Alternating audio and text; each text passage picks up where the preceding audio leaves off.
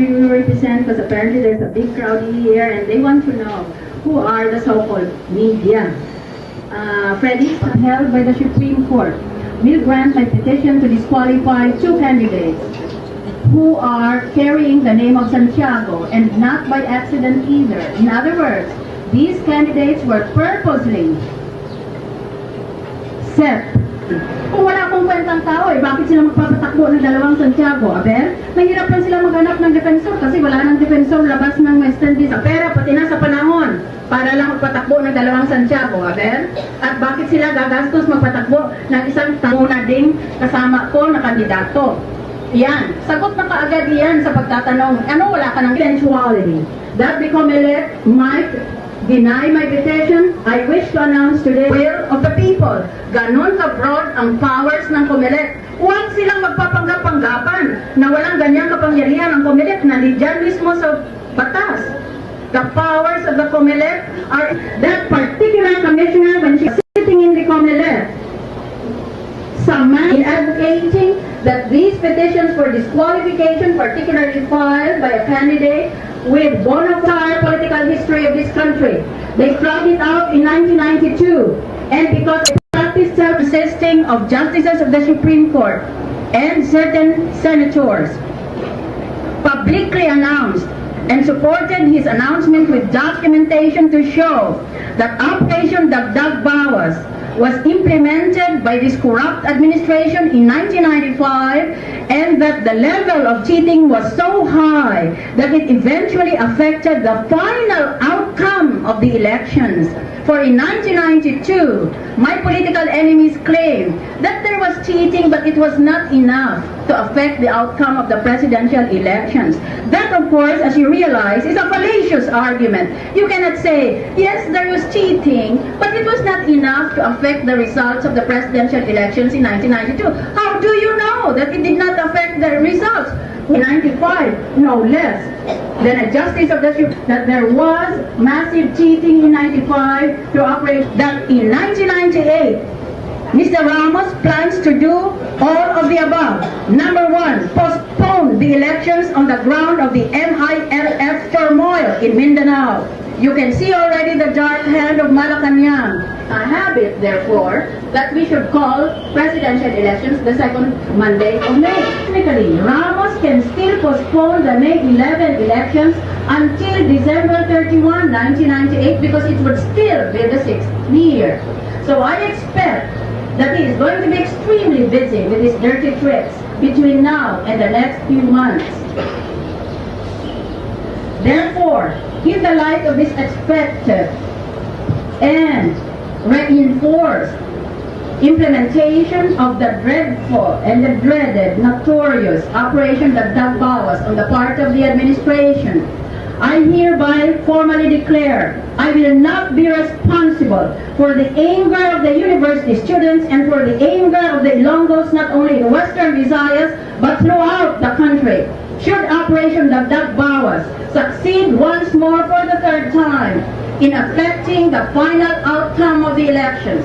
In 1992, for the sake of national peace and order, I myself went on the streets and begged the students to refrain from holding street demonstrations.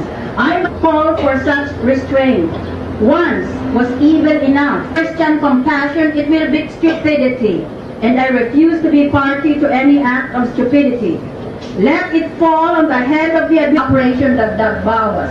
I appeal to all the communities of faith, whether they are Christians or Muslims, whether they are Protestants or Catholics or Iglesia Ni Cristo. I appeal to all communities of faith throughout our country.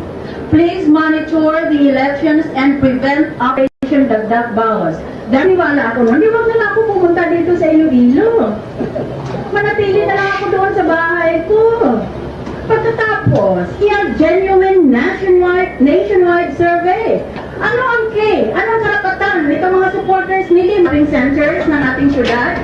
Pagkatapos ninyo makita iyan, meron pa kayong lakas ng loob magtanong sa akin na wala ng Miriam Magic at kung sinong pangalan ng kandidato ang gagamitin ninyo. Kasapi ng sindikato. Maya-maya makikita mo nakatihaya sa tabi ng daan yung taong yan, patay na at nabaril o nasaksak na katalikod. Sinabi ko mismo sa harap niya yon. Bago kami nagsama noong 1992 sa PRP, tinanong ko siya, paliwanag mo lang. Itong mga sinasabit, naririnig ko at ako'y RTC judge ng Quezon City. Ng sasakyan, na nakita naman ninyong nasira ang mukha ko at pinakita ang videotape niya noong convention sa nagpadala ba siya ng consolation card niya sa akin? At nang tinataya ko ang buhay ko bilang immigration commissioner na pananalo dahil peace and order ng plataforma niya, ang pinakamataas na kidnapping nandito dyan sa Maynila. Ayan. Senator Francisco Tatag might want to make an opening statement.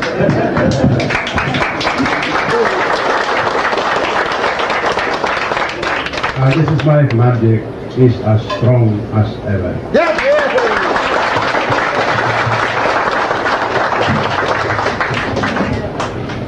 One of my idol senators, Senator Jan Sinaga. Of course, that includes you, Senator Tatag. Sino sa ating bansa, lalaki man o babae man. At huwag na tayo mag-alala, iproklama na lang natin diretso na presidente siya.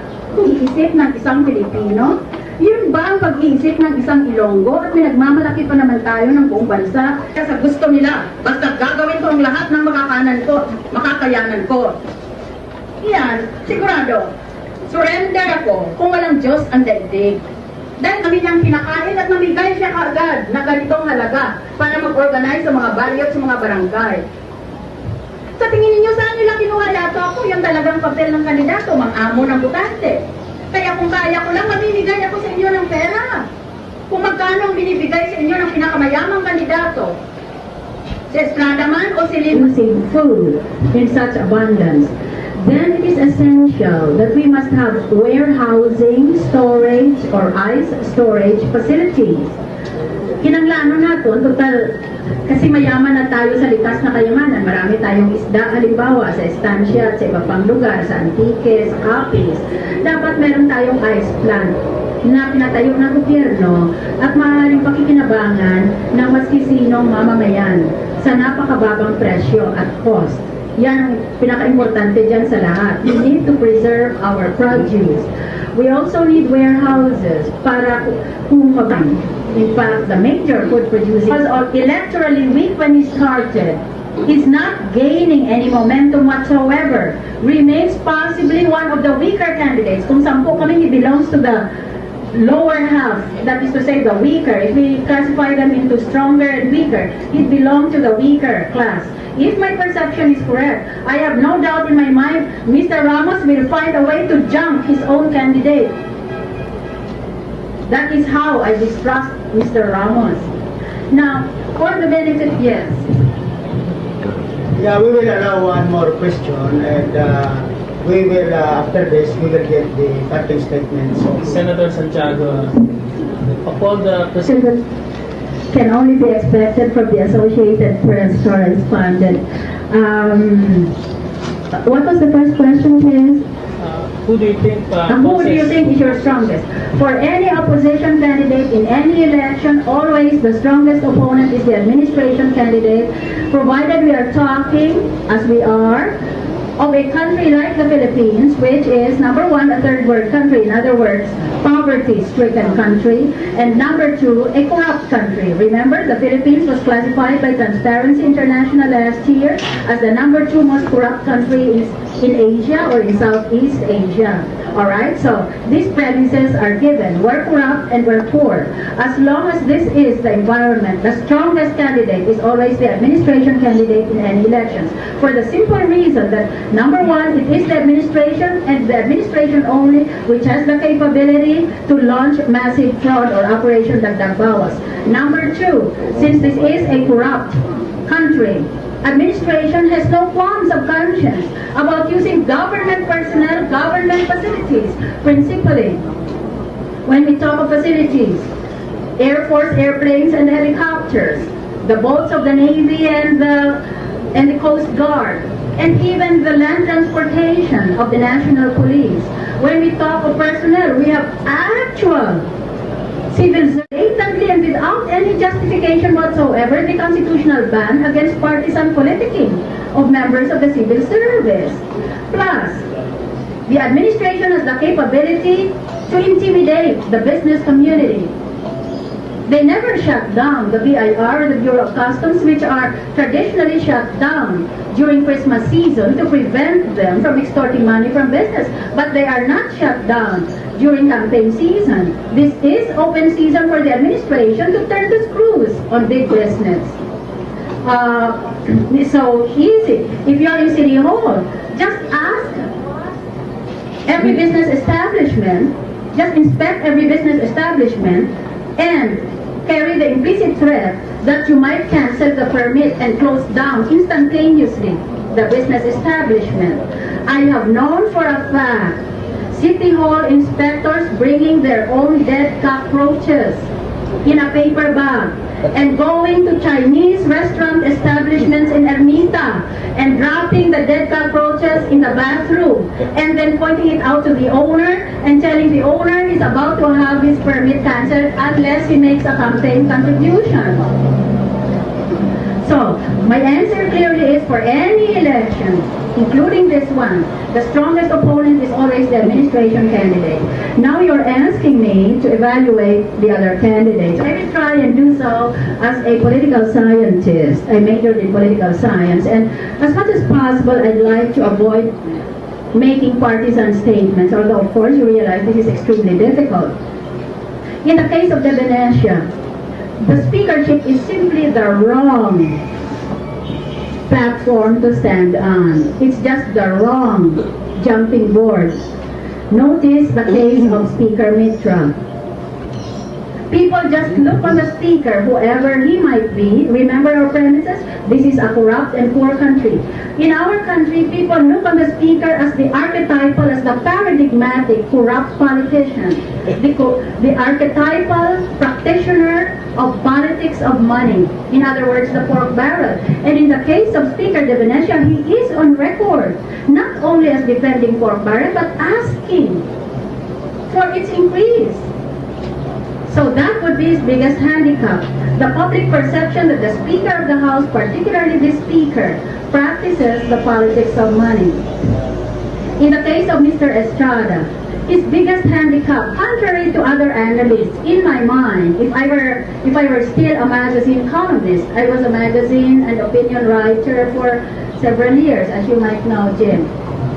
In the case of Mr. Estrada, I respectfully beg to disagree with the armchair analysts in Metro Manila who never go out to the field and yet are full of political opinions. It never ceases to amaze me. But in any event, for me, his biggest handicap is this. He has a critical mass of supporters who are willing to die for him. There's just nothing you can say against him. He just has this core group of fans of his. They will die for him as vice presidential candidate, but even they will not vote for him for president. I am willing to concede that in 92 or maybe in 98, Mr. Estrada might be unbeatable as a vice presidential candidate. I would hesitate to run for vice president against Mr. Estrada. But my theory is, as a presidential candidate, he is eminently beatable because it goes against the grain of the Filipino, no matter how illiterate. Remember that you must inculturate political analysis. You must analyze within the political culture. This is a political culture where education is the highest priority. More so than in any other Asian and very much more so than in the Western countries. What is the first thing you see when you go up the house of a peasant in the countryside? The diplomas of his children. Talk to him for 10 minutes, what's the first thing he will try and insinuate into the conversation? That his children are going to this or that school or that they're graduating with honors. Ang pinakamahirap na Pilipino, yun ang pinagmamalaki. Ang anak ko nag-i-eskwela sa ganito, sa ganyan. And Mr. Estrada directly violates and fails to live up to this cultural expectation of the leader as an intellectual leader at the same time. That's my analysis. Some people say it's his health, some people say it's his morals, but this of course will also be liabilities. But in my case, for me, his strongest handicap is people will not vote for him for president. They think they simply deserve better. Who else do you want me to analyze? Mrs. Marcos and Mr. De Villa. Well, in the case of Mrs. Marcos, she only started making noises about running after she was convicted by the Supreme Court. We know that the decision has not yet become final and executory, but as a practicing lawyer, I think all lawyers will agree with me here that there is less than 1% chance of a tribunal reversing itself when no new legal point has been raised in the motion for reconsideration. In fact, the law limits a motion for reconsideration only to 4 grounds. There's fraud, there was accident, there's mistake, or there's excusable negligence. None of these factors are present in the case of the conviction of Mrs. Marcos. So, statistically speaking, she just doesn't have a prayer. She doesn't have a Chinaman's chance. So her candidacy is actually meant to pressure the Supreme Court. And who else was the other one? Defense Secretary De Villa. First, let me tell you, once Mr. De Villa becomes a strong candidate, he will immediately polarize the armed forces of the Philippines. I think you can research this for yourself on your own efforts. You know that there is a pro and an anti-De Villa faction both within the present armed forces. YOU and GRAM are definitely anti-De Villa. If he becomes a strong candidate, GRAM and YOU might go to extreme lengths to prevent his victory. But at present, there is no such danger because his candidacy is not picking up, particularly in the light of the pronouncement by the COMELEC chair that the COMELEC itself, by itself, motu proprio, without waiting for a third party, is going to try and see if they can disqualify him on the ground that he does not belong to a registered party. Ang problema ni Mr. De Villa, hindi kamukha ng ibang kandidato pagkapangulo na walang partido. Kaya ang ginawa nila, pumunta sila sa partido na accredited na ng COMELEC at binili nila. That's what they did. That's how come they got a party. So instantaneously, instant political party already accredited by the COMELEC. In my case, I have to create my party, then I have to go to COMELEC and wait for it to be accredited. But in the case of at least one candidate, overnight, instantaneous, like instant lapas batchoy, kaagad, may partidong akreditado na. And listed by the COMELEC as one of the major political parties, palibasa, binili niya. I have just a curious last question. We all know how the Aquino presidency treated the Marcoses. How will a Santiago presidency treat the Ramoses? The Ramoses. Well, in the case of Aquino and Marcos, Marcos was charged criminally. So, the prosecution of the Marcoses was judicial in nature. In the case of the Ramoses, no case has been filed against them, so I treat them exactly as citizens. My own personal perception is that not the Ramoses, but just one Ramos, Fidel V. Ramos, insofar as I am concerned, is a very low life form. He is very low on the food chain. But because I am a Christian, I am willing to treat him exactly the way I would treat any other citizen of the Republic.